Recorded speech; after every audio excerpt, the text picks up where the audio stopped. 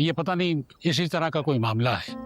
कल रात का वाकया देख के मुझे अंदाजा हो गया था। तो मैंने आई साहब से बोला चल के पूछ लेते हैं, मोहल्लेदारी है। आप बेल बजाएं। भाई फरासत भाई सुबह से नजर नहीं आ रहे हैं। आई साहब मेरी हिम्मत नहीं हो रही, आप प्लीज। मैं अरे मियाँ बेल बजाओ, पता तो लगे। बजाए बेल बजा। अरे नहीं भाई कुछ नहीं होता।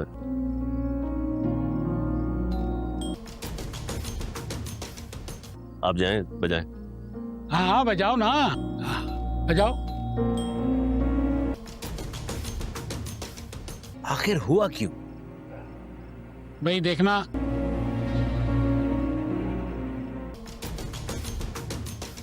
हो गया था, लेकिन जो कुछ हुआ कल रात के वाकये से ही अंदाजा हो।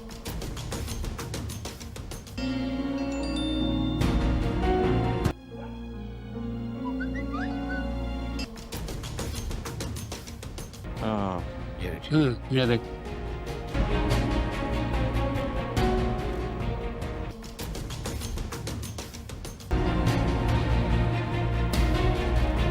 कैसा लगा मेरा सरप्राइज? मोहल्ले में और सुनाओ दोस्त, सुना है जॉब से भी निकाल दिया गया है तुम्हें? कैसा लगा मेरा सरप्राइज? और सुनाओ, सुना है जॉब से भी निकाल दिया गया है तुम्हें? एक ही में सुन लो ना भाई। ये देखो, ये मैसेज सुनो। हमाद ने भी रिश्ता खत्म कर दिया है। मोहल्ले में तू अलग हो रही है। ये झूठ है, ये झूठ है, तब भी कोई नहीं माने। अब तुम चीख चीख कर भी सबको बताओगी ना कि ये जो सब आंखें देख रही हैं, ये उन्हें दिखाया किसने? क्योंकि आंखों देखा तो सच। ये वॉइस मैसेज में आवाज ईमान की है साहब। छूता है और तुम पूछोगी नहीं। बेस्ट फ्रेंड मैंने, तुम्हारी अपनी।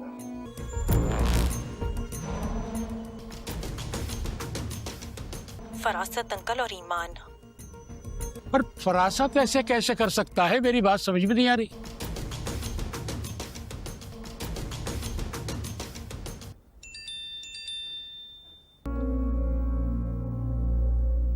इसका फरासत अंकल की बेटी को डिवोर्स हो गई।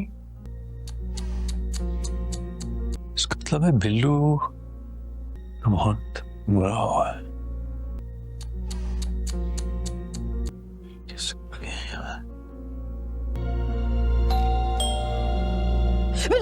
कोई आया हुआ है, शायद बेल बज रही है। बज रही है बेल। हाँ बेल ऑफ कर जाके। किधर जा रहा है?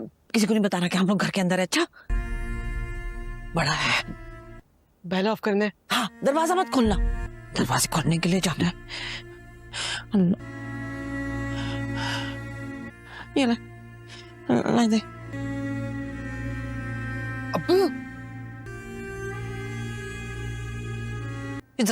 किधर था तू? है किधर था तू शाम से? अब और हाजी साहब दरवाजे पे डेरा जमा के बैठे हैं। अरे मैं तो यही पास में था, वापस आया हूँ तो ये असलम साहब पे डाल दिए हैं। ये देखें। और सुनाओ दोस्त। हमाद है ना, इसने सारे मैसेजेस और वीडियोस कॉलोनी के ग्रुप। हमाद ने भी रिश्ता खत्म कर दिया है।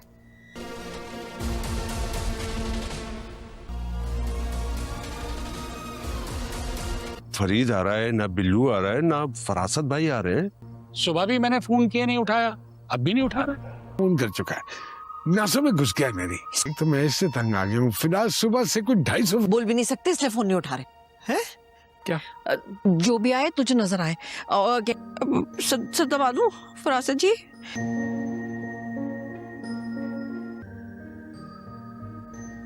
सुकून, खामोश हो जा, खामोश सोच।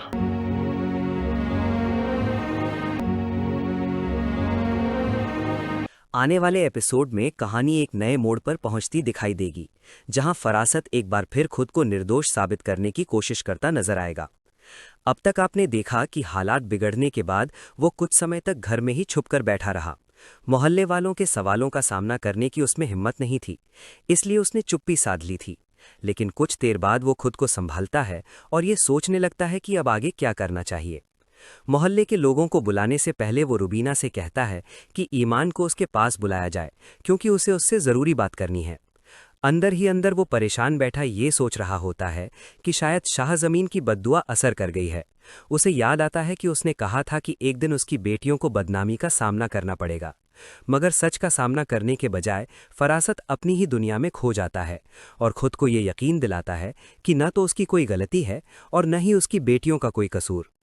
इसी दौरान रुबीना गुस्से में ईमान को पकड़कर फरासत के सामने ले आती है और उसे डांटते हुए कहती है कि आज जो हाल उनके घर का हुआ है उसकी वजह वही है। वो ताना मारते हुए कहती है कि अगर ईमान ने हफ्सा को वे संदेश न भेजे होते तो आज लोग उसके शरीफ बाप की इज्जत पर उंगली न उठाते। ईमान हालांकि अपने फैसले पर अड़ी रहती है और कहती है कि उसने जानबूझकर कुछ गलत नहीं किया था, उसे अंदाजा ही नहीं था कि बात इतनी दूर तक पहुंच जाएगी। ईमान की बात सुनकर फरासत गुस्से में उसे चुप रहने का इशारा करता है और कहता है कि अब बस बहुत हो चुका है। वो उसे डांटते हुए बताता है कि अब उसे और कुछ कहने की जरूरत नहीं। इस पर ईमान उल्टा अपने पिता से सवाल करती है कि वो उसे क्यों डांट रहे हैं और लोगों से डर क्यों रहे हैं। वो कहती है कि उन्हें सबके सामने मजबूती से खड़ा होकर सच्चाई बतानी चाहिए। फरासत के लिए ये स्थिति काफ़ी मुश्किल बन जाती है, क्योंकि वो सोचने लगता है कि अगर सब कुछ झूठ कहकर टाल देगा तो खुद को सही कैसे साबित करेगा। लेकिन लोगों को बहकाना और उनके दिमाग से खेलना उसके लिए कोई नई बात नहीं थी। इसलिए वो मोहल्ले के लोगों को इकट्ठा करता है और एक बार फिर अपनी और अपनी बेटियों की बेगुनाही का दावा करता है। वो सबके सामने कहता है कि ये सब वली की साजिश है। उसके मुताबिक वली और उसकी बहन ने मिलकर उसकी बेटी को बदनाम करने की योजना बनाई है। वो ये भी दावा करता है कि जो आवाज़ लोगों ने सुनी है वो उसकी बेटी की नहीं है, बल्कि आजकल तकनीक के जरिए ऐसी आवाज़ें आसानी से बनाई जा सकती हैं। वो कहता है कि किसी ने कृत्रिम तकनीक का इस्तेमाल करके उसकी बेटी की नकली आवाज़ तैयार की और उसे बदनाम करने की कोशिश की है। साथ ही वो हमद पर भी आरोप लगाता है कि वो भी इस साजिश में शामिल है। फरासत की बातें सुनकर मोहल्ले के कुछ लोग, खासकर फिदा, उसकी बातों का समर्थन करने लगते हैं। वे कहते हैं कि इतने सालों से वे उसे और उसकी बेटियों को जानते हैं और कभी उनके बारे में ऐसी कोई बात नहीं सुनी, इसलिए उन्हें यकीन है कि जरूर कोई साजिश रची गई है। मोहल्ले के मर्द जहां फरासत के पक्ष में खड़े हो जाते हैं, वहीं मोहल्ले की औरतें सच्चाई जानने के लिए हमद के घर पहुंच जाती हैं। वे ये पता लगाना चाहती हैं कि क्या सच में हमद ने ईमान को तलाक दे दिया है और जो ऑडियो वीडियो सामने आए हैं क्या वे असली हैं। वहां शमा उन्हें बताती है कि जो कुछ सामने आया है वो सच है। उसके अनुसार ईमान लगातार उसके बेटे हमद के पीछे पड़ी हुई थी। जब उसने हमद का रिश्ता हफ्सा से तय कर दिया तो ईमान ने बदले की भावना से ये सब किया। शमा दुख और गुस्से में कहती है कि इस परिवार में न तो किसी को खुदा का डर है और न ही किसी को अपने कर्मों की परवाह। शमा की बातें सुनकर मोहल्ले की औरतें हैरान रह जाती हैं और आपस में बातें करने लगती हैं। वैसे भी उन्हें हर बात को बढ़ा चढ़ाकर बताने का शौक होता है। पहले वे रुबीना की बातों पर चर्चा करती थीं और अब उन्हें एक नया किस्सा मिल गया था। शमा के घर से निकलने के बाद वे सब शाजिया के पास पहुंचती हैं। उनका मकसद हफ्सा की मौत पर अफसोस जताना भी होता है और साथ ही ये जानना भी कि क्या ईमान और फरासत के बारे में जो बातें सामने आई हैं वे सच हैं। वे ये भी जानना चाहती हैं कि अगर ऐसा है तो वली ने अभी तक मनाहिल को तलाक क्यों नहीं दिया। शाजिया बेहद दुखी दिल से उन्हें बताती है कि जो कुछ कहा जा रहा है वो सच है। वो बताती है कि मरने से पहले उसकी बेटी ने खुद सारी सच्चाई दुनिया के सामने रख दी थी। उसकी आवाज़ भर्रा जाती है और वो कहती है कि इन लोगों ने उसकी बेटी को इतना परेशान किया कि आखिरकार उसकी जान ही चली गई।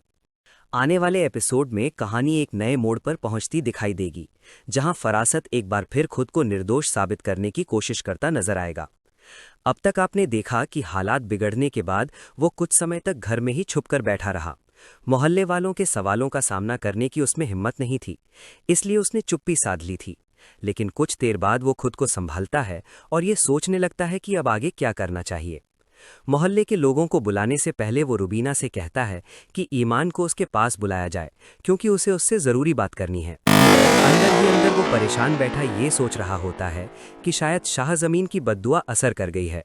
उसे याद आता है कि उसने कहा था कि एक दिन उसकी बेटियों को बदनामी का सामना करना पड़ेगा, मगर सच का सामना करने के बजाय फरासत अपनी ही दुनिया में खो जाता है और खुद को ये यकीन दिलाता है कि न तो उसकी कोई गलती है और न ही उसकी बेटियों का कोई कसूर। इसी दौरान रुबीना गुस्से में ईमान को पकड़कर फरासत के सामने ले आती है और उसे डांटते हुए कहती है कि आज जो हाल उनके घर का हुआ है उसकी वजह वही है। वो ताना मारते हुए कहती है कि अगर ईमान ने हफ्सा को वे संदेश न भेजे होते तो आज लोग उसके शरीफ बाप की इज्जत पर उंगली न उठाते।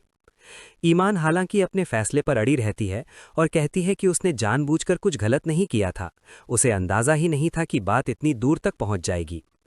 ईमान की बात सुनकर फरासत गुस्से में उसे चुप रहने का इशारा करता है और कहता है कि अब बस बहुत हो चुका है। वो उसे डांटते हुए बताता है कि अब उसे और कुछ कहने की जरूरत नहीं। इस पर ईमान उल्टा अपने पिता से सवाल करती है कि वो उसे क्यों डांट रहे हैं और लोगों से डर क्यों रहे हैं। वो कहती है कि उन्हें सबके सामने मजबूती से खड़ा होकर सच्चाई बतानी चाहिए। फरासत के लिए ये स्थिति काफ़ी मुश्किल बन जाती है क्योंकि वो सोचने लगता है कि अगर सब कुछ झूठ कहकर टाल देगा तो खुद को सही कैसे साबित करेगा।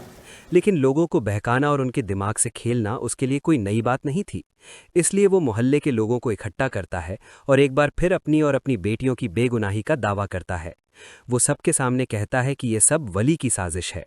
उसके मुताबिक वली और उसकी बहन ने मिलकर उसकी बेटी को बदनाम करने की योजना बनाई है।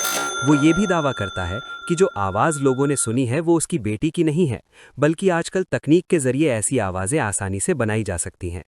वो कहता है कि किसी ने कृत्रिम तकनीक का इस्तेमाल करके उसकी बेटी की नकली आवाज़ तैयार की और उसे बदनाम करने की कोशिश की है। साथ ही वो हमद पर भी आरोप लगाता है कि वो भी इस साजिश में शामिल है। फरासत की बातें सुनकर मोहल्ले के कुछ लोग, खासकर फिदा, उसकी बातों का समर्थन करने लगते हैं। वे कहते हैं कि इतने सालों से वे उसे और उसकी बेटियों को जानते हैं और कभी उनके बारे में ऐसी कोई बात नहीं सुनी, इसलिए उन्हें यकीन है कि जरूर कोई साजिश रची गई है। मोहल्ले के मर्द जहां फरासत के पक्ष में खड़े हो जाते हैं, वहीं मोहल्ले की औरतें सच्चाई जानने के लिए हमद के घर पहुंच जाती हैं। वे ये पता लगाना चाहती हैं कि क्या सच में हमद ने ईमान को तलाक दे दिया है और जो ऑडियो वीडियो सामने आए हैं क्या वे असली हैं। वहां शमा उन्हें बताती है कि जो कुछ सामने आया है वो सच है। उसके अनुसार ईमान लगातार उसके बेटे हमद के पीछे पड़ी हुई थी।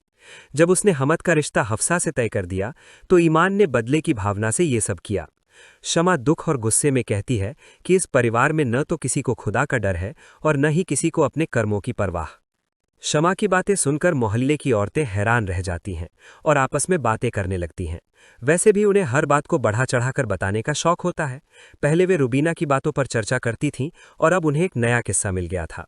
शमा के घर से निकलने के बाद वे सब शाजिया के पास पहुंचती हैं। उनका मकसद हफ्सा की मौत पर अफसोस जताना भी होता है और साथ ही ये जानना भी कि क्या ईमान और फरासत के बारे में जो बातें सामने आई हैं वे सच हैं। वे ये भी जानना चाहती हैं कि अगर ऐसा है तो वली ने अभी तक मनाहिल को तलाक क्यों नहीं दिया। शाजिया बेहद दुखी दिल से उन्हें बताती है कि जो कुछ कहा जा रहा है वो सच है। वो बताती है कि मरने से पहले उसकी बेटी ने खुद सारी सच्चाई दुनिया के सामने रख दी थी। उसकी आवाज़ भर्रा जाती है और वो कहती है कि इन लोगों ने उसकी बेटी को इतना परेशान किया कि आखिरकार उसकी जान ही चली गई। आने वाले एपिसोड में कहानी एक नए मोड़ पर पहुंचती दिखाई देगी, जहां फरासत एक बार फिर खुद को निर्दोष साबित करने की कोशिश करता नजर आएगा। अब तक आपने देखा कि हालात बिगड़ने के बाद वो कुछ समय तक घर में ही छुपकर बैठा रहा। मोहल्ले वालों के सवालों का सामना करने की उसमें हिम्मत नहीं थी, इसलिए उसने चुप्पी साध ली थी। लेकिन कुछ देर बाद वो खुद को संभालता है और ये सोचने लगता है कि अब आगे क्या करना चाहिए। मोहल्ले के लोगों को बुलाने से पहले वो रुबीना से कहता है कि ईमान को उसके पास बुलाया जाए क्योंकि उसे उससे ज़रूरी बात करनी है। अंदर ही अंदर वो परेशान बैठा ये सोच रहा होता है कि शायद शाह ज़मीन की बद्दुआ असर कर गई है। उसे याद आता है कि उसने कहा था कि एक दिन उसकी बेटियों को बदनामी का सामना करना पड़ेगा, मगर सच का सामना करने के बजाय फरासत अपनी ही दुनिया में खो जाता है और खुद को ये यकीन दिलाता है कि न तो उसकी कोई गलती है और न ही उसकी बेटियों का कोई कसूर। इसी दौरान रुबीना गुस्से में ईमान को पकड़कर फरासत के सामने ले आती है और उसे डांटते हुए कहती है कि आज जो हाल उनके घर का हुआ है उसकी वजह वही है। वो ताना मारते हुए कहती है कि अगर ईमान ने हफ्सा को वे संदेश न भेजे होते तो आज लोग उसके शरीफ बाप की इज्जत पर उंगली न उठाते। ईमान हालांकि अपने फैसले पर अड़ी रहती है और कहती है कि उसने जानबूझकर कुछ गलत नहीं किया था, उसे अंदाजा ही नहीं था कि बात इतनी दूर तक पहुंच जाएगी। ईमान की बात सुनकर फरासत गुस्से में उसे चुप रहने का इशारा करता है और कहता है कि अब बस बहुत हो चुका है। वो उसे डांटते हुए बताता है कि अब उसे और कुछ कहने की जरूरत नहीं। इस पर ईमान उल्टा अपने पिता से सवाल करती है कि वो उसे क्यों डांट रहे हैं और लोगों से डर क्यों रहे हैं। वो कहती है कि उन्हें सबके सामने मजबूती से खड़ा होकर सच्चाई बतानी चाहिए। फरासत के लिए ये स्थिति काफ़ी मुश्किल बन जाती है, क्योंकि वो सोचने लगता है कि अगर सब कुछ झूठ कहकर टाल देगा तो खुद को सही कैसे साबित करेगा। लेकिन लोगों को बहकाना और उनके दिमाग से खेलना उसके लिए कोई नई बात नहीं थी। इसलिए वो मोहल्ले के लोगों को इकट्ठा करता है और एक बार फिर अपनी और अपनी बेटियों की बेगुनाही का दावा करता है। वो सबके सामने कहता है कि ये सब वली की साजिश है। उसके मुताबिक वली और उसकी बहन ने मिलकर उसकी बेटी को बदनाम करने की योजना बनाई है। वो ये भी दावा करता है कि जो आवाज़ लोगों ने सुनी है वो उसकी बेटी की नहीं है, बल्कि आजकल तकनीक के जरिए ऐसी आवाज़ें आसानी से बनाई जा सकती हैं। वो कहता है कि किसी ने कृत्रिम तकनीक का इस्तेमाल करके उसकी बेटी की नकली आवाज़ तैयार की और उसे बदनाम करने की कोशिश की है। साथ ही वो हमद पर भी आरोप लगाता है कि वो भी इस साजिश में शामिल है। फरासत की बातें सुनकर मोहल्ले के कुछ लोग, खासकर फिदा, उसकी बातों का समर्थन करने लगते हैं। वे कहते हैं कि इतने सालों से वे उसे और उसकी बेटियों को जानते हैं और कभी उनके बारे में ऐसी कोई बात नहीं सुनी, इसलिए उन्हें यकीन है कि जरूर कोई साजिश रची गई है। मोहल्ले के मर्द जहां फरासत के पक्ष में खड़े हो जाते हैं, वहीं मोहल्ले की औरतें सच्चाई जानने के लिए हमद के घर पहुंच जाती हैं। वे ये पता लगाना चाहती हैं कि क्या सच में हमद ने ईमान को तलाक दे दिया है और जो ऑडियो वीडियो सामने आए हैं क्या वे असली हैं। वहां शमा उन्हें बताती है कि जो कुछ सामने आया है वो सच है। उसके अनुसार ईमान लगातार उसके बेटे हमद के पीछे पड़ी हुई थी। जब उसने हमद का रिश्ता हफ्सा से तय कर दिया तो ईमान ने बदले की भावना से ये सब किया। शमा दुख और गुस्से में कहती है कि इस परिवार में न तो किसी को खुदा का डर है और न ही किसी को अपने कर्मों की परवाह। शमा की बातें सुनकर मोहल्ले की औरतें हैरान रह जाती हैं और आपस में बातें करने लगती हैं। वैसे भी उन्हें हर बात को बढ़ा चढ़ाकर बताने का शौक होता है। पहले वे रुबीना की बातों पर चर्चा करती थीं और अब उन्हें एक नया किस्सा मिल गया था। शमा के घर से निकलने के बाद वे सब शाजिया के पास पहुंचती हैं। उनका मकसद हफ्सा की मौत पर अफसोस जताना भी होता है और साथ ही ये जानना भी कि क्या ईमान और फरासत के बारे में जो बातें सामने आई हैं वे सच हैं। वे ये भी जानना चाहती हैं कि अगर ऐसा है तो वली ने अभी तक मनाहिल को तलाक क्यों नहीं दिया। शाजिया बेहद दुखी दिल से उन्हें बताती है कि जो कुछ कहा जा रहा है वो सच है। वो बताती है कि मरने से पहले उसकी बेटी ने खुद सारी सच्चाई दुनिया के सामने रख दी थी। उसकी आवाज़ भर्रा जाती है और वो कहती है कि इन लोगों ने उसकी बेटी को इतना परेशान किया कि आखिरकार उसकी जान ही चली गई। आने वाले एपिसोड में कहानी एक नए मोड़ पर पहुंचती दिखाई देगी, जहां फरासत एक बार फिर खुद को निर्दोष साबित करने की कोशिश करता नजर आएगा। अब तक आपने देखा कि हालात बिगड़ने के बाद वो कुछ समय तक घर में ही छुपकर बैठा रहा। मोहल्ले वालों के सवालों का सामना करने की उसमें हिम्मत नहीं थी, इसलिए उसने चुप्पी साध ली थी। लेकिन कुछ देर बाद वो खुद को संभालता है और ये सोचने लगता है कि अब आगे क्या करना चाहिए। मोहल्ले के लोगों को बुलाने से पहले वो रुबीना से कहता है कि ईमान को उसके पास बुलाया जाए, क्योंकि उसे उससे ज़रूरी बात करनी है। अंदर ही अंदर वो परेशान बैठा ये सोच रहा होता है कि शायद शाह ज़मीन की बद्दुआ असर कर गई है।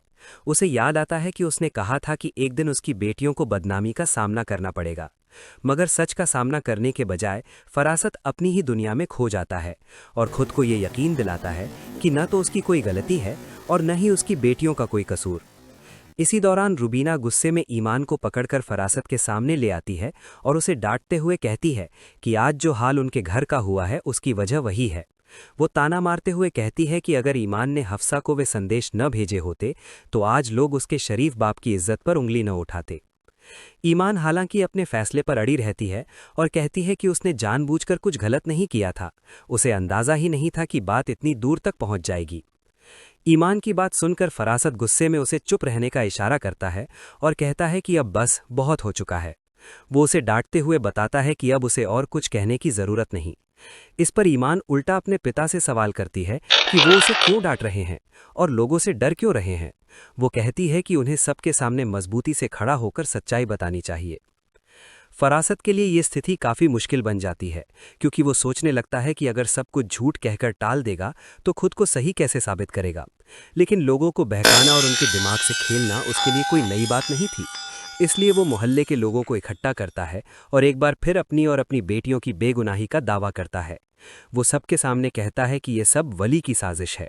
उसके मुताबिक वली और उसकी बहन ने मिलकर उसकी बेटी को बदनाम करने की योजना बनाई है।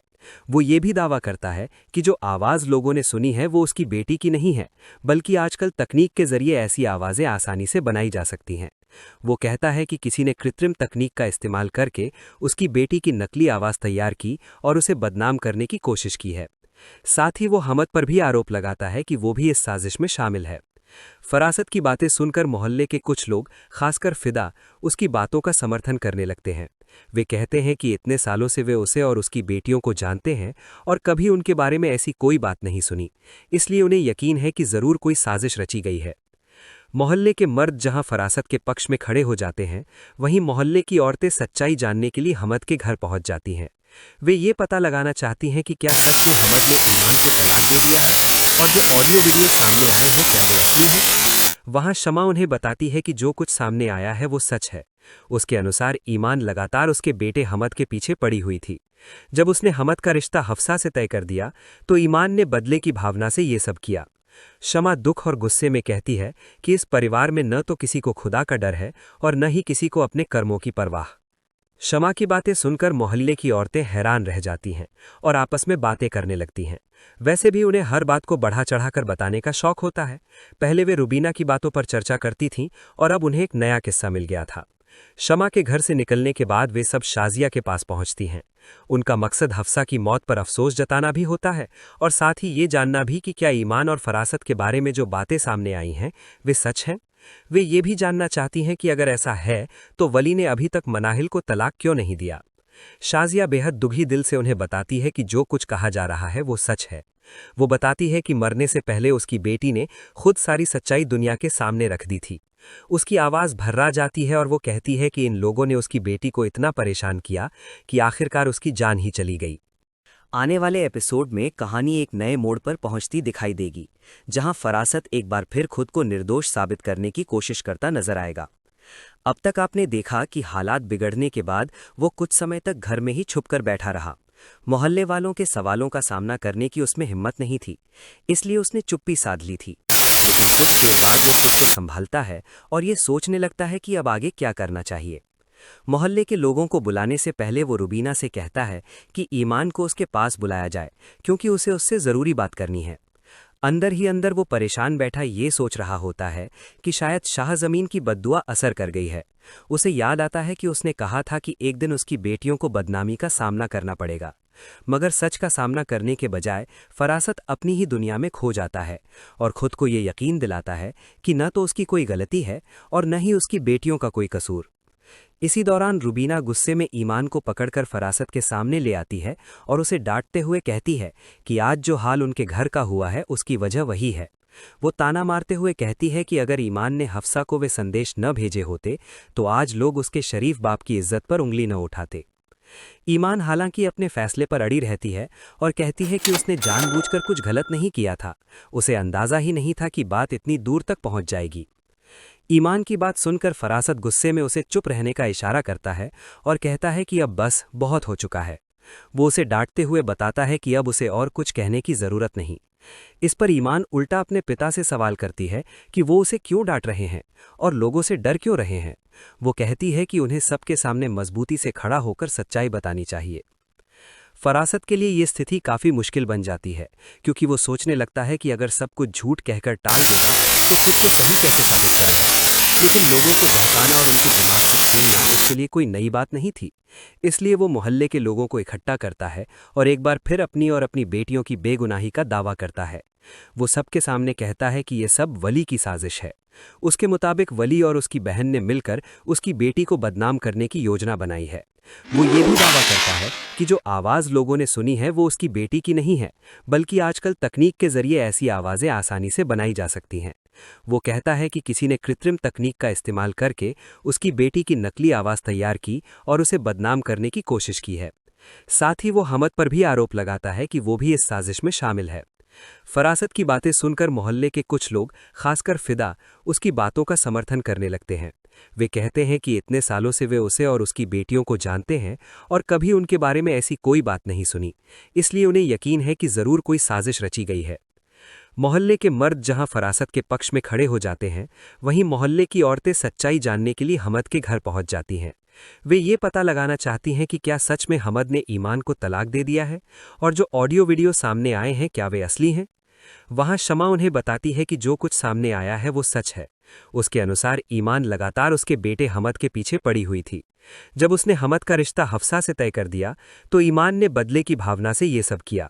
शमा दुख और गुस्से में कहती है कि इस परिवार में न तो किसी को खुदा का डर है और न ही किसी को अपने कर्मों की परवाह। शमा की बातें सुनकर मोहल्ले की औरतें हैरान रह जाती हैं और आपस में बातें करने लगती हैं। वैसे भी उन्हें हर बात को बढ़ा चढ़ाकर बताने का शौक होता है। पहले वे रुबीना की बातों पर चर्चा करती थीं और अब उन्हें एक नया किस्सा मिल गया था। शमा के घर से निकलने के बाद वे सब शाजिया के पास पहुंचती हैं। उनका मकसद हफ्सा की मौत पर अफसोस जताना भी होता है और साथ ही ये जानना भी कि क्या ईमान और फरासत के बारे में जो बातें सामने आई हैं वे सच हैं। वे ये भी जानना चाहती हैं कि अगर ऐसा है तो वली ने अभी तक मनाहिल को तलाक क्यों नहीं दिया। शाजिया बेहद दुखी दिल से उन्हें बताती है कि जो कुछ कहा जा रहा है वो सच है। वो बताती है कि मरने से पहले उसकी बेटी ने खुद सारी सच्चाई दुनिया के सामने रख दी थी। उसकी आवाज़ भर्रा जाती है और वो कहती है कि इन लोगों ने उसकी बेटी को इतना परेशान किया कि आखिरकार उसकी जान ही चली गई। आने वाले एपिसोड में कहानी एक नए मोड़ पर पहुंचती दिखाई देगी, जहां फरासत एक बार फिर खुद को निर्दोष साबित करने की कोशिश करता नजर आएगा। अब तक आपने देखा कि हालात बिगड़ने के बाद वो कुछ समय तक घर में ही छुपकर बैठा रहा। मोहल्ले वालों के सवालों का सामना करने की उसमें हिम्मत नहीं थी, इसलिए उसने चुप्पी साध ली थी। लेकिन कुछ देर बाद वो खुद को संभालता है और ये सोचने लगता है कि अब आगे क्या करना चाहिए। मोहल्ले के लोगों को बुलाने से पहले वो रुबीना से कहता है कि ईमान को उसके पास बुलाया जाए, क्योंकि उसे उससे ज़रूरी बात करनी है। अंदर ही अंदर वो परेशान बैठा ये सोच रहा होता है कि शायद शाह ज़मीन की बद्दुआ असर कर गई है। उसे याद आता है कि उसने कहा था कि एक दिन उसकी बेटियों को बदनामी का सामना करना पड़ेगा, मगर सच का सामना करने के बजाय फरासत अपनी ही दुनिया में खो जाता है और खुद को ये यकीन दिलाता है कि न तो उसकी कोई गलती है और न ही उसकी बेटियों का कोई कसूर। इसी दौरान रुबीना गुस्से में ईमान को पकड़कर फरासत के सामने ले आती है और उसे डांटते हुए कहती है कि आज जो हाल उनके घर का हुआ है उसकी वजह वही है। वो ताना मारते हुए कहती है कि अगर ईमान ने हफ्सा को वे संदेश न भेजे होते तो आज लोग उसके शरीफ बाप की इज्जत पर उंगली न उठाते। ईमान हालांकि अपने फैसले पर अड़ी रहती है और कहती है कि उसने जानबूझकर कुछ गलत नहीं किया था, उसे अंदाजा ही नहीं था कि बात इतनी दूर तक पहुंच जाएगी। ईमान की बात सुनकर फरासत गुस्से में उसे चुप रहने का इशारा करता है और कहता है कि अब बस बहुत हो चुका है। वो उसे डांटते हुए बताता है कि अब उसे और कुछ कहने की जरूरत नहीं। इस पर ईमान उल्टा अपने पिता से सवाल करती है कि वो उसे क्यों डांट रहे हैं और लोगों से डर क्यों रहे हैं। वो कहती है कि उन्हें सबके सामने मजबूती से खड़ा होकर सच्चाई बतानी चाहिए। फरासत के लिए ये स्थिति काफ़ी मुश्किल बन जाती है, क्योंकि वो सोचने लगता है कि अगर सब कुछ झूठ कहकर टाल देगा तो खुद को सही कैसे साबित करेगा। लेकिन लोगों को बहकाना और उनके दिमाग से खेलना उसके लिए कोई नई बात नहीं थी। इसलिए वो मोहल्ले के लोगों को इकट्ठा करता है और एक बार फिर अपनी और अपनी बेटियों की बेगुनाही का दावा करता है। वो सबके सामने कहता है कि ये सब वली की साजिश है। उसके मुताबिक वली और उसकी बहन ने मिलकर उसकी बेटी को बदनाम करने की योजना बनाई है। वो ये भी दावा करता है कि जो आवाज़ लोगों ने सुनी है वो उसकी बेटी की नहीं है, बल्कि आजकल तकनीक के जरिए ऐसी आवाज़ें आसानी से बनाई जा सकती हैं। वो कहता है कि किसी ने कृत्रिम तकनीक का इस्तेमाल करके उसकी बेटी की नकली आवाज़ तैयार की और उसे बदनाम करने की कोशिश की है। साथ ही वो हमद पर भी आरोप लगाता है कि वो भी इस साजिश में शामिल है। फरासत की बातें सुनकर मोहल्ले के कुछ लोग, खासकर फिदा, उसकी बातों का समर्थन करने लगते हैं। वे कहते हैं कि इतने सालों से वे उसे और उसकी बेटियों को जानते हैं और कभी उनके बारे में ऐसी कोई बात नहीं सुनी, इसलिए उन्हें यकीन है कि ज़रूर कोई साजिश रची गई है। मोहल्ले के मर्द जहां फरासत के पक्ष में खड़े हो जाते हैं, वहीं मोहल्ले की औरतें सच्चाई जानने के लिए हमद के घर पहुंच जाती हैं। वे ये पता लगाना चाहती हैं कि क्या सच में हमद ने ईमान को तलाक दे दिया है और जो ऑडियो वीडियो सामने आए हैं क्या वे असली हैं। वहां शमा उन्हें बताती है कि जो कुछ सामने आया है वो सच है। उसके अनुसार ईमान लगातार उसके बेटे हमद के पीछे पड़ी हुई थी। जब उसने हमद का रिश्ता हफ्सा से तय कर दिया तो ईमान ने बदले की भावना से ये सब किया। शमा दुख और गुस्से में कहती है कि इस परिवार में न तो किसी को खुदा का डर है और न ही किसी को अपने कर्मों की परवाह। शमा की बातें सुनकर मोहल्ले की औरतें हैरान रह जाती हैं और आपस में बातें करने लगती हैं। वैसे भी उन्हें हर बात को बढ़ा चढ़ाकर बताने का शौक होता है। पहले वे रुबीना की बातों पर चर्चा करती थीं और अब उन्हें एक नया किस्सा मिल गया था।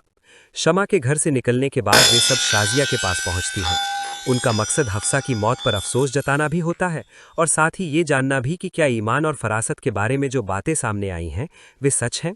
वे ये भी जानना चाहती हैं कि अगर ऐसा है तो वली ने अभी तक मनाहिल को तलाक क्यों नहीं दिया। शाजिया बेहद दुखी दिल से उन्हें बताती है कि जो कुछ कहा जा रहा है वो सच है। वो बताती है कि मरने से पहले उसकी बेटी ने खुद सारी सच्चाई दुनिया के सामने रख दी थी। उसकी आवाज़ भर्रा जाती है और वो कहती है कि इन लोगों ने उसकी बेटी को इतना परेशान किया कि आखिरकार उसकी जान ही चली गई। आने वाले एपिसोड में कहानी एक नए मोड़ पर पहुंचती दिखाई देगी, जहां फरासत एक बार फिर खुद को निर्दोष साबित करने की कोशिश करता नजर आएगा। अब तक आपने देखा कि हालात बिगड़ने के बाद वो कुछ समय तक घर में ही छुपकर बैठा रहा। मोहल्ले वालों के सवालों का सामना करने की उसमें हिम्मत नहीं थी, इसलिए उसने चुप्पी साध ली थी। लेकिन कुछ देर बाद वो खुद को संभालता है और ये सोचने लगता है कि अब आगे क्या करना चाहिए। मोहल्ले के लोगों को बुलाने से पहले वो रुबीना से कहता है कि ईमान को उसके पास बुलाया जाए, क्योंकि उसे उससे ज़रूरी बात करनी है। अंदर ही अंदर वो परेशान बैठा ये सोच रहा होता है कि शायद शाहज़मीन की बद्दुआ असर कर गई है। उसे याद आता है कि उसने कहा था कि एक दिन उसकी बेटियों को बदनामी का सामना करना पड़ेगा, मगर सच का सामना करने के बजाय फरासत अपनी ही दुनिया में खो जाता है और खुद को ये यकीन दिलाता है कि न तो उसकी कोई गलती है और न ही उसकी बेटियों का कोई कसूर। इसी दौरान रुबीना गुस्से में ईमान को पकड़कर फरासत के सामने ले आती है और उसे डांटते हुए कहती है कि आज जो हाल उनके घर का हुआ है उसकी वजह वही है। वो ताना मारते हुए कहती है कि अगर ईमान ने हफ्सा को वे संदेश न भेजे होते तो आज लोग उसके शरीफ बाप की इज्जत पर उंगली न उठाते। ईमान हालांकि अपने फैसले पर अड़ी रहती है और कहती है कि उसने जानबूझकर कुछ गलत नहीं किया था, उसे अंदाजा ही नहीं था कि बात इतनी दूर तक पहुंच जाएगी। ईमान की बात सुनकर फरासत गुस्से में उसे चुप रहने का इशारा करता है और कहता है कि अब बस बहुत हो चुका है। वो उसे डांटते हुए बताता है कि अब उसे और कुछ कहने की जरूरत नहीं। इस पर ईमान उल्टा अपने पिता से सवाल करती है कि वो उसे क्यों डांट रहे हैं और लोगों से डर क्यों रहे हैं। वो कहती है कि उन्हें सबके सामने मजबूती से खड़ा होकर सच्चाई बतानी चाहिए। फरासत के लिए ये स्थिति काफ़ी मुश्किल बन जाती है, क्योंकि वो सोचने लगता है कि अगर सब कुछ झूठ कहकर टाल देगा तो खुद को सही कैसे साबित करेगा। लेकिन लोगों को बहकाना और उनके दिमाग से खेलना उसके लिए कोई नई बात नहीं थी। इसलिए वो मोहल्ले के लोगों को इकट्ठा करता है और एक बार फिर अपनी और अपनी बेटियों की बेगुनाही का दावा करता है। वो सबके सामने कहता है कि ये सब वली की साजिश है। उसके मुताबिक वली और उसकी बहन ने मिलकर उसकी बेटी को बदनाम करने की योजना बनाई है। वो ये भी दावा करता है कि जो आवाज़ लोगों ने सुनी है वो उसकी बेटी की नहीं है, बल्कि आजकल तकनीक के जरिए ऐसी आवाज़ें आसानी से बनाई जा सकती हैं। वो कहता है कि किसी ने कृत्रिम तकनीक का इस्तेमाल करके उसकी बेटी की नकली आवाज़ तैयार की और उसे बदनाम करने की कोशिश की है। साथ ही वो हमद पर भी आरोप लगाता है कि वो भी इस साजिश में शामिल है। फरासत की बातें सुनकर मोहल्ले के कुछ लोग, खासकर फिदा, उसकी बातों का समर्थन करने लगते हैं। वे कहते हैं कि इतने सालों से वे उसे और उसकी बेटियों को जानते हैं और कभी उनके बारे में ऐसी कोई बात नहीं सुनी, इसलिए उन्हें यकीन है कि ज़रूर कोई साजिश रची गई है। मोहल्ले के मर्द जहां फरासत के पक्ष में खड़े हो जाते हैं, वहीं मोहल्ले की औरतें सच्चाई जानने के लिए हमद के घर पहुंच जाती हैं। वे ये पता लगाना चाहती हैं कि क्या सच में हमद ने ईमान को तलाक दे दिया है और जो ऑडियो वीडियो सामने आए हैं क्या वे असली हैं। वहां शमा उन्हें बताती है कि जो कुछ सामने आया है वो सच है। उसके अनुसार ईमान लगातार उसके बेटे हमद के पीछे पड़ी हुई थी। जब उसने हमद का रिश्ता हफ्सा से तय कर दिया तो ईमान ने बदले की भावना से ये सब किया। शमा दुख और गुस्से में कहती है कि इस परिवार में न तो किसी को खुदा का डर है और न ही किसी को अपने कर्मों की परवाह। शमा की बातें सुनकर मोहल्ले की औरतें हैरान रह जाती हैं और आपस में बातें करने लगती हैं। वैसे भी उन्हें हर बात को बढ़ा चढ़ाकर बताने का शौक होता है। पहले वे रुबीना की बातों पर चर्चा करती थीं और अब उन्हें एक नया किस्सा मिल गया था। शमा के घर से निकलने के बाद वे सब शाजिया के पास पहुंचती हैं। उनका मकसद हफ्सा की मौत पर अफसोस जताना भी होता है और साथ ही ये जानना भी कि क्या ईमान और फरासत के बारे में जो बातें सामने आई हैं वे सच हैं। वे ये भी जानना चाहती हैं कि अगर ऐसा है तो वली ने अभी तक मनाहिल को तलाक क्यों नहीं दिया। शाजिया बेहद दुखी दिल से उन्हें बताती है कि जो कुछ कहा जा रहा है वो सच है। वो बताती है कि मरने से पहले उसकी बेटी ने खुद सारी सच्चाई दुनिया के सामने रख दी थी। उसकी आवाज़ भर्रा जाती है और वो कहती है कि इन लोगों ने उसकी बेटी को इतना परेशान किया कि आखिरकार उसकी जान ही चली गई। आने वाले एपिसोड में कहानी एक नए मोड़ पर पहुंचती दिखाई देगी, जहां फरासत एक बार फिर खुद को निर्दोष साबित करने की कोशिश करता नजर आएगा। अब तक आपने देखा कि हालात बिगड़ने के बाद वो कुछ समय तक घर में ही छुपकर बैठा रहा। मोहल्ले वालों के सवालों का सामना करने की उसमें हिम्मत नहीं थी, इसलिए उसने चुप्पी साध ली थी। लेकिन कुछ देर बाद वो खुद को संभालता है और ये सोचने लगता है कि अब आगे क्या करना चाहिए। मोहल्ले के लोगों को बुलाने से पहले वो रुबीना से कहता है कि ईमान को उसके पास बुलाया जाए, क्योंकि उसे उससे ज़रूरी बात करनी है। अंदर ही अंदर वो परेशान बैठा ये सोच रहा होता है कि शायद शाहज़मीन की बद्दुआ असर कर गई है। उसे याद आता है कि उसने कहा था कि एक दिन उसकी बेटियों को बदनामी का सामना करना पड़ेगा, मगर सच का सामना करने के बजाय फरासत अपनी ही दुनिया में खो जाता है और खुद को ये यकीन दिलाता है कि न तो उसकी कोई गलती है और न ही उसकी बेटियों का कोई कसूर। इसी दौरान रुबीना गुस्से में ईमान को पकड़कर फरासत के सामने ले आती है और उसे डांटते हुए कहती है कि आज जो हाल उनके घर का हुआ है उसकी वजह वही है। वो ताना मारते हुए कहती है कि अगर ईमान ने हफ्सा को वे संदेश न भेजे होते तो आज लोग उसके शरीफ बाप की इज्जत पर उंगली न उठाते। ईमान हालांकि अपने फैसले पर अड़ी रहती है और कहती है कि उसने जानबूझकर कुछ गलत नहीं किया था, उसे अंदाजा ही नहीं था कि बात इतनी दूर तक पहुंच जाएगी। ईमान की बात सुनकर फरासत गुस्से में उसे चुप रहने का इशारा करता है और कहता है कि अब बस बहुत हो चुका है। वो उसे डांटते हुए बताता है कि अब उसे और कुछ कहने की जरूरत नहीं।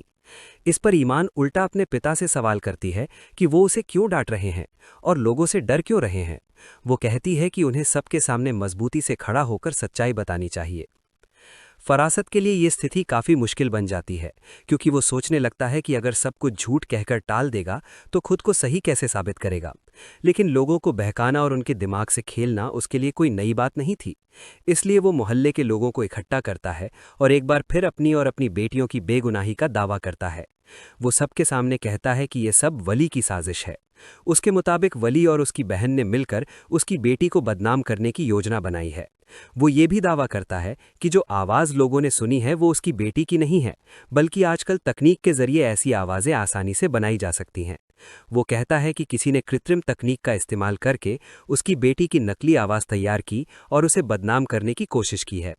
साथ ही वो हमद पर भी आरोप लगाता है कि वो भी इस साजिश में शामिल है। फरासत की बातें सुनकर मोहल्ले के कुछ लोग, खासकर फिदा, उसकी बातों का समर्थन करने लगते हैं।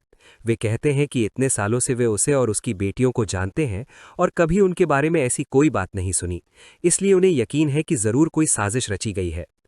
मोहल्ले के मर्द जहां फरासत के पक्ष में खड़े हो जाते हैं, वहीं मोहल्ले की औरतें सच्चाई जानने के लिए हमद के घर पहुंच जाती हैं। वे ये पता लगाना चाहती हैं कि क्या सच में हमद ने ईमान को तलाक दे दिया है और जो ऑडियो वीडियो सामने आए हैं क्या वे असली हैं। वहां शमा उन्हें बताती है कि जो कुछ सामने आया है वो सच है। उसके अनुसार ईमान लगातार उसके बेटे हमद के पीछे पड़ी हुई थी। जब उसने हमद का रिश्ता हफ्सा से तय कर दिया तो ईमान ने बदले की भावना से ये सब किया। शमा दुख और गुस्से में कहती है कि इस परिवार में न तो किसी को खुदा का डर है और न ही किसी को अपने कर्मों की परवाह। शमा की बातें सुनकर मोहल्ले की औरतें हैरान रह जाती हैं और आपस में बातें करने लगती हैं। वैसे भी उन्हें हर बात को बढ़ा चढ़ाकर बताने का शौक होता है। पहले वे रुबीना की बातों पर चर्चा करती थीं और अब उन्हें एक नया किस्सा मिल गया था। शमा के घर से निकलने के बाद वे सब शाजिया के पास पहुंचती हैं। उनका मकसद हफ्सा की मौत पर अफसोस जताना भी होता है और साथ ही ये जानना भी कि क्या ईमान और फरासत के बारे में जो बातें सामने आई हैं वे सच हैं। वे ये भी जानना चाहती हैं कि अगर ऐसा है तो वली ने अभी तक मनाहिल को तलाक क्यों नहीं